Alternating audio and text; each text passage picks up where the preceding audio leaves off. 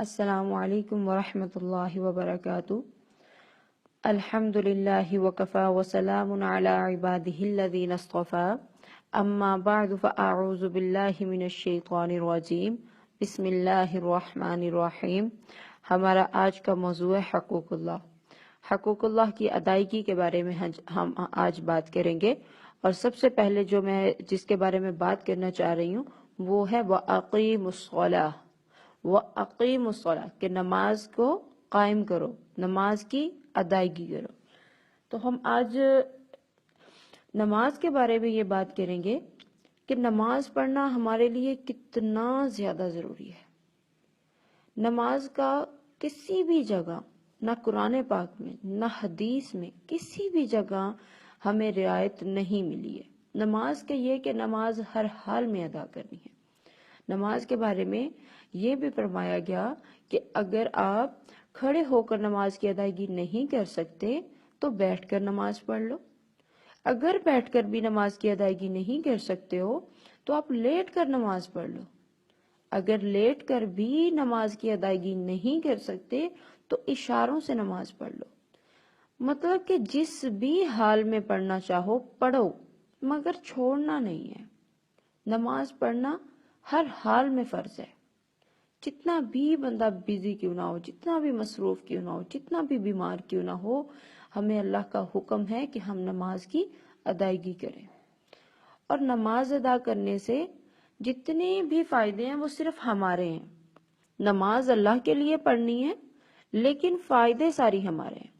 24 گھنٹوں میں ایک گھنٹہ ہم نے اللہ کی ذات کے لیے نکالنا ہے۔ ایک گھنٹے میں 5 نمازیں پڑھی جاتی ہیں۔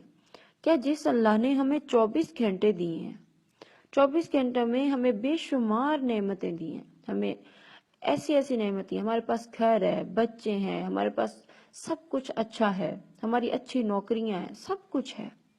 کیا جس ذات نے ہمیں یہ سب کچھ دیا ہے، کیا اس ذات کے لیے ہم ایک گھنٹہ نہیں نکال سکتے؟ ہمیں نوکری کرنی پڑ جائے، 4 گھنٹے اوور ٹائم لگانا پڑ جائے، ہم وہ لگا لیں گے۔ لیکن ایک فرض جس کے لیے ہم دنیا میں آئے اور جس کے پاس ہم نے لوٹ کر جانا ہے، کیا ہم اس کے لیے ایک گھنٹہ نہیں نکالیں گے؟ ہمیں نکالنا چاہیے، ہر حال میں ٹائم نکالنا چاہیے۔ اللہ پاک کا فرمان ہے کہ تم جتنے بھی مصروف کیوں نہ ہو، جو کچھ مرضی کیوں نہ کر رہے ہو، جب تم اذان کی آواز سنو تو اپنے کام بند کر دو اور نماز کی طرف چل پڑو۔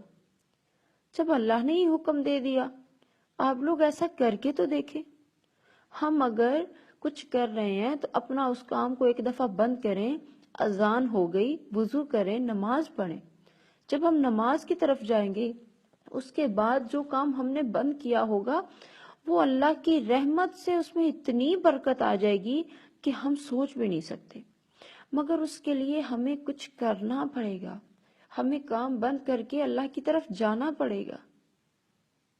ہم اللہ کی طرف جائیں گے تب نہ ہمیں برکتیں ملیں گی۔ بے شک اللہ کی ذات دینے والی ہے، اس نے تو ہر حال میں اپنے بندوں کو دینا ہے۔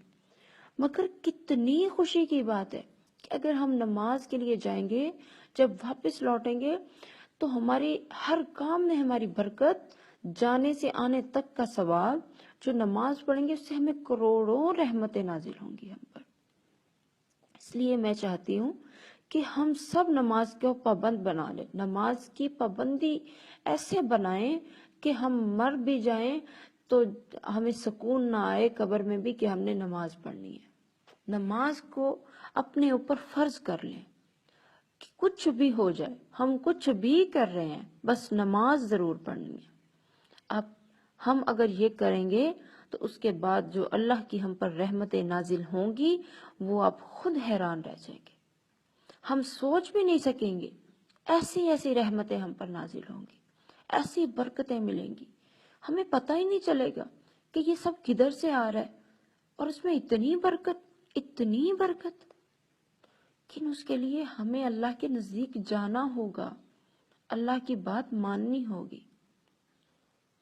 میری اللہ سے دعا ہے کہ ہم سب نماز کے پابند بن جائیں اور نماز کی ادائیگی اچھے طریقے سے کریں، اور اللہ پاک ہم سب پر اپنی رحمتیں نازل فرمائے اور ہم سب پر اپنی برکتیں نازل فرمائے اور ہم سب کو نماز کا پابند بنائے۔